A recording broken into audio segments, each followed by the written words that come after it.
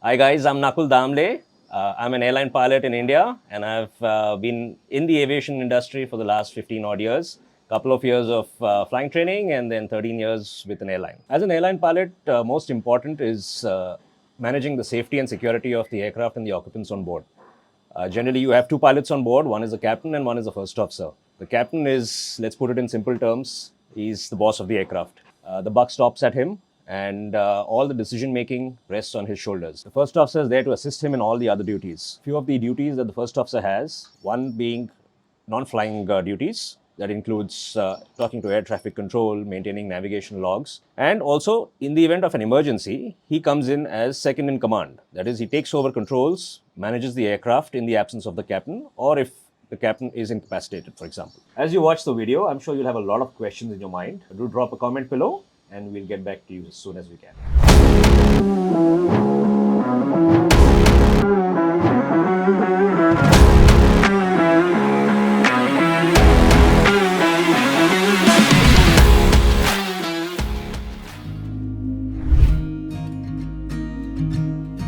A typical workday as an airline pilot would start any time of the day.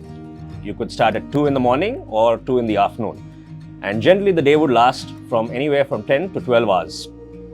You are compensated with sufficient rest periods. A minimum rest requirement is 12 hours for domestic operations.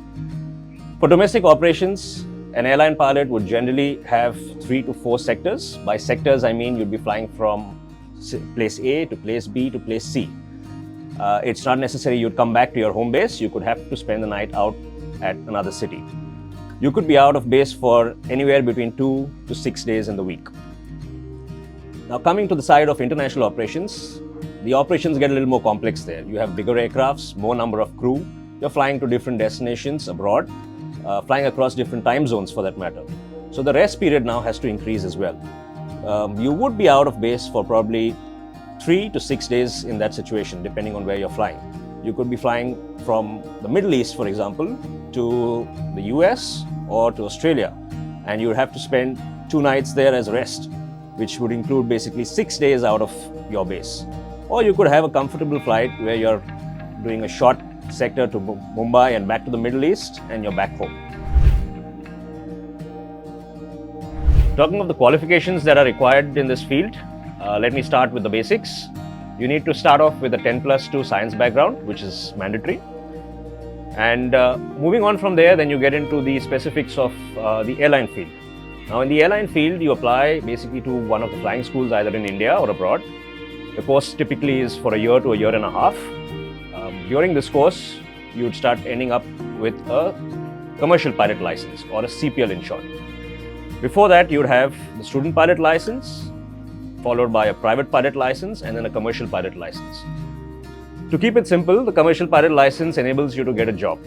Once you get your CPL, the next step is applying to an airline for the job of a first officer.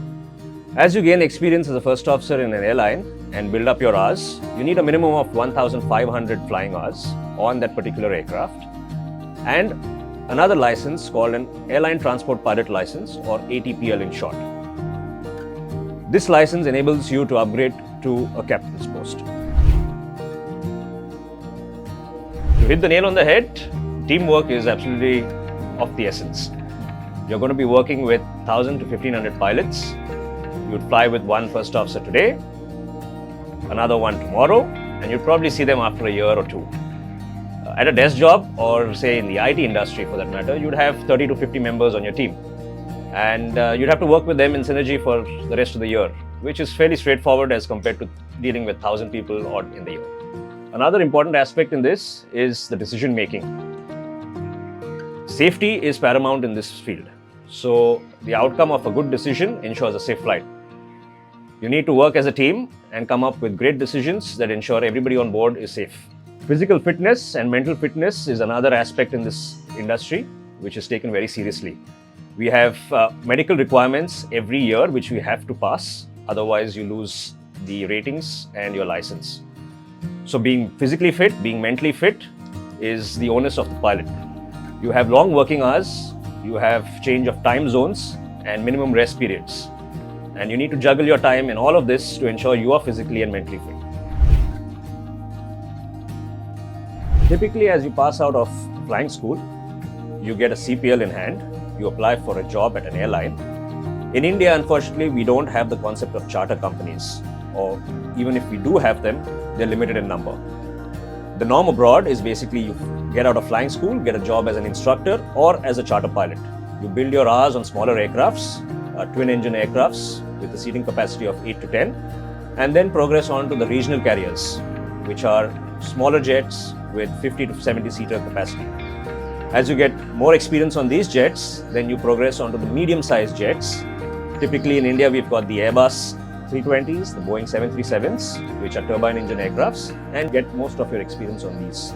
Since we don't have many charter companies in India, once you're out of flying schools and you're armed with a CPL in hand, you apply directly to these airlines in India as a first officer. Once you're selected in the airline, you join at the bottom level, which is the rank of a junior first officer. Progressively, you move up the ladder to a first officer, senior first officer, and after a few exams, interviews, psychometry tests, and armed with an ATPL in hand, you move up to the rank of a captain. Once you reach the level of the captain, you have two choices. Either you retire as a captain or you move ahead. Once you decide to move ahead, you either join the management or you join the training department, in short, which is where I am at today. There are three levels in the training department. You'd start off as a line training captain, progressively move on to an instructor, and eventually as an examiner. To put it in short, the line training captain basically teaches the junior first officers or the new hires the basics of flying the aircraft, the company policies, the procedures in place, etc. As an instructor, in addition to the flying duties that we have, an instructor also teaches in a simulator. We have proficiency checks on the aircraft as well as on the simulator, part of which is done by an instructor. Furthermore, the last level that you can reach in the training department is one of an examiner. As the word suggests, it's all about examining. The proficiency checks that we undergo as pilots are eventually taken up by examiners every year. Typically, a junior first officer would earn a compensation of between 25 to 30,000 a month. And as you progress further towards, say, the level of an examiner, which could take up to anywhere between 15 to 20 years, the compensation could vary from 8 to 10 lakhs a month. Let me put it bluntly, aviation is a capital-intensive field. To start off with, there is a huge upfront payment that needs to be made for your training. Typical costs would range from 75 lakhs to a crore just to get your commercial pilot license. And as you progress further, you need something called a type rating. That is specific to the aircraft that you'll be flying with at the airline that you get selected in. That is an additional 50 to 75 lakhs of cost. So effectively, you're looking at anywhere between 1.5 to 2 crores upfront payment before you start earning. To add further to this, my suggestion would be to first get your Class 2 and your Class 1 medicals done. This being a capital-intensive field, there is no point of putting in all your money when you can't clear your medicals. The prerequisite is to get your Class 2 medical done, followed by a Class 1 medical, after which you can think of applying to one of the flying schools. The last 2 years were really difficult on the aviation industry. COVID taught us quite a few lessons. It brought in recession into this industry, as a result of which there were thousands of pilots unemployed. The sad part is most of these pilots had only a 10+2 background in science, with no degree backing them up, as a result of which they were unemployed for a year or a year and a half. My suggestion would be don't rush into this field, get yourself a good degree, and then apply to one of the flying schools. It'll help you in the long run. Life in aviation is no doubt tough. It takes a toll on your body, mental well-being, as well as on your family life. You spend days out, away from family at extended periods of time. But it is rewarding as well. I always had a childhood dream of becoming a pilot, and I've thoroughly enjoyed the journey so far. I've had the good fortune of having to travel the world thanks to my job, and that has been one of the best perks of this industry.